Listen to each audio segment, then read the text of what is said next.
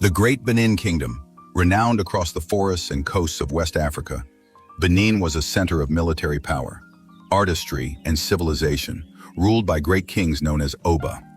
Among the brave soldiers who served the Oba with bravery and courage stood a man of noble birth called Akalaka, born in Ogbe Alaka, one of the ancient quarters of the Great Benin Kingdom. His sister, a noble lady of grace and wisdom, served among the women of the Oba's palace, chosen, as was the custom, from the kingdom's finest families.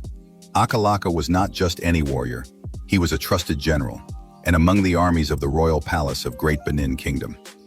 But during the reign of Oba Ikwerre, a storm brewed within the kingdom. The Oba's rise to power came through blood, a violent coup against his brother Uwaifiokun, plunging Benin into a civil war. The city burned, and suspicion ran deep. The Oba, uneasy and suspicious, believed that some of his warriors in the royal palace had conspired against him. Among those accused was Akalaka. His sister, upon hearing of the plot to destroy him, secretly warned her brother of the danger that awaited. Knowing the wrath of the Oba was death, Akalaka fled the kingdom, taking with him his brothers, kin, and loyal followers. And this began one of the most defining migrations in the history of the Niger Delta region of Nigeria. Akalaka's journey led him southward, through forests and rivers, until he reached Indoni, where he found refuge and took a second wife, sealing friendship with the people. But his journey did not end there.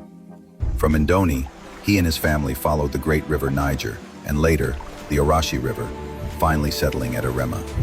There, the once great general who led his people to a new beginning grew old and passed on, leaving behind a legacy that would shape generations. From the lineage of Akalaka family came three proud nations: the Epaye, the Ogba, and the Ikwerre. The Epaye people moved inland through the creeks and founded Ula Ubie, where they made their home. The Ogba people journeyed northward and established Ohiakwo.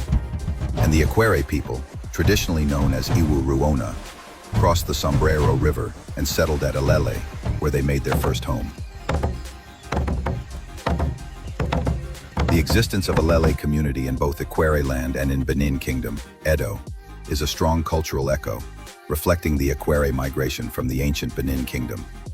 Elele Kingdom, the cradle of the Ikwerre nation, is traditionally known as Elele Okini Ali, meaning the oldest land, the first place of abode.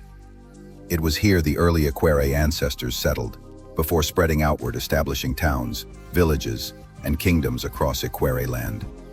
Today, the Ikwerre people, proudly known as Iwu Ruona, from a humble beginning, have emerged as a dominant socio-cultural and economic force in the Niger Delta and Nigeria at large. A people whose voice now echoes in politics, industry, and culture, stretching across Port Harcourt City, Emohua, Obio Akpor, and Ikwerre local government areas of Rivers State. From the royal walls of the Great Benin Kingdom to the flowing waters of the Niger Delta, the story of Ikwerre is a story of courage, survival, destiny, and a living testament of greatness.